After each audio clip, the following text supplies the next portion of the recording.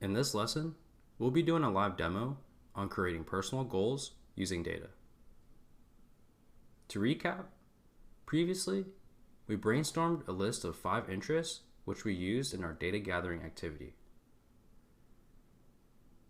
We started by pulling in each interest from our brainstorming and then specifying a general direction that we wanted to take to come up with our sources. Then after reading each source, we came up with a decision or a disposition to either continue exploring or whether or not we were done exploring. Then we used that data to help us inform ranking each of our interests. After we are done with the informing phase, we move on to the goal forming phase.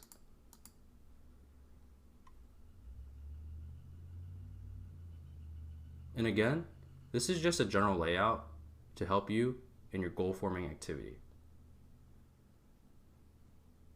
So here are our interests that we brainstormed earlier. We pull in each interest and define our goals.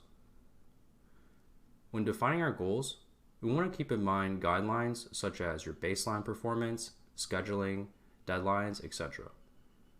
We also want to form our goals using the SMART framework. Remember that SMART means that our goals should be specific, measurable, achievable, realistic, and timed.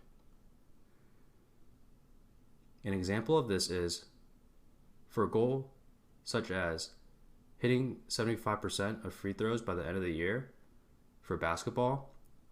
This would be a type of short-term goal.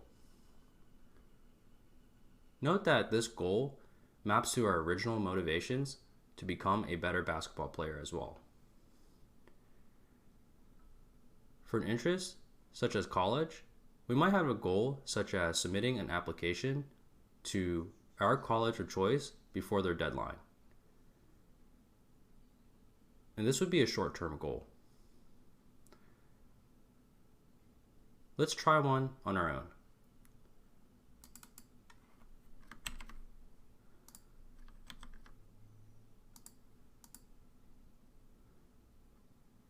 Here we pull in an interest, college, and let's define a long-term goal.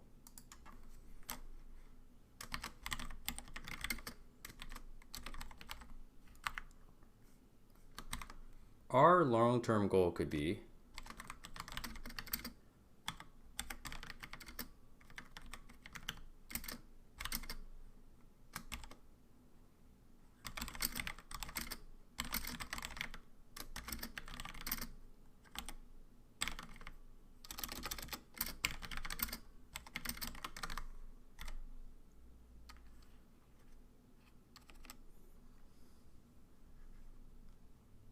So here, we'll obtain a 4-year degree in our major of choice after 4 years or less.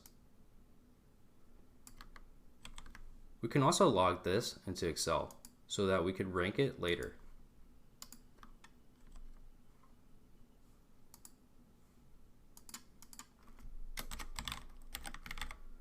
This will also be useful in our planning activity later on.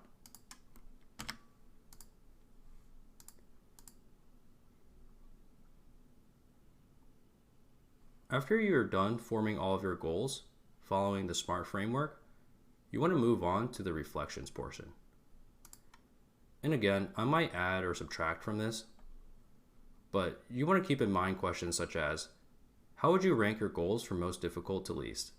And which of your interests appears to be continuous, such as getting better at basketball, and which appears to be discrete, such as getting into college?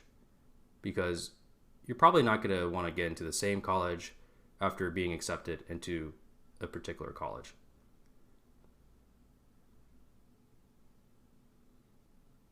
And that's it. Please feel free to leave any feedback so I can improve on these videos.